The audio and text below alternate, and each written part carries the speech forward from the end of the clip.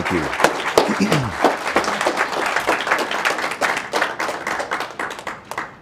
Mr. Toastmaster, fellow Toastmasters and friends, are video games raising our children? You've got to ask yourself a couple of questions. Does my child spend more time playing video games than they do with me and the family? Does my child spend more time playing video games than they do doing something constructive and productive? If your answer is yes, then more than likely, video games are raising your children.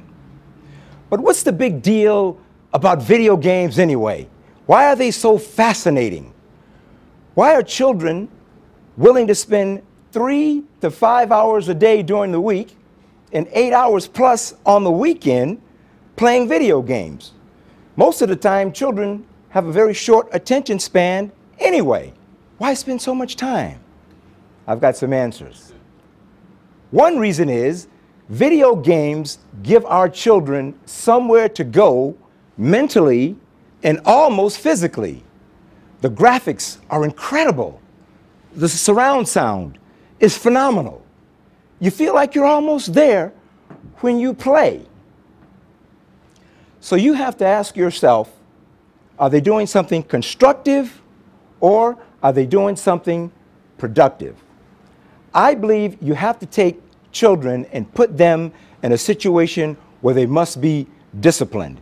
You've got to give them an opportunity to separate reality from what is fantasy. I feel that video games are creating a challenge for our children. First of all, it's making them disrespectful.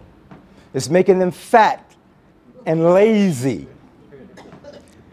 Another thing it does is it gives them a feeling of power, because most of the time they're fighting an opponent and they're very, very violent. Well, let's look at it. You give a child a choice of weapons. They choose an assault rifle.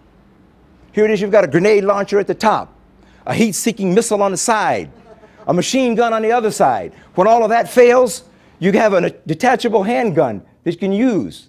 Now, with that kind of firepower, who's going to mess with you? I think with that kind of firepower, and you show up with that, it'll make the most feeble of us feel very, very powerful. You might say, David, why are you going on about video games? They're just a simple video games. I don't think so. Why? Because those video games are making our children numb to human life and disrespectful, like I mentioned to you. One of my friends said he went to visit his grandchildren.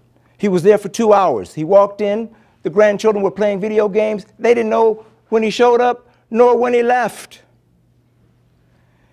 You get them in a situation where they get in a situation like at the Columbine a few years ago that was motivated, all those massacres, those deaths were motivated by video games where they could go in and plan where you want to shoot, set up, and kill, motivated by video games.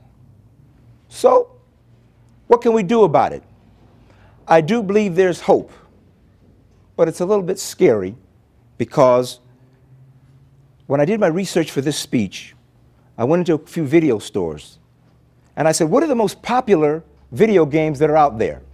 Halo 2 and Grand Theft Auto.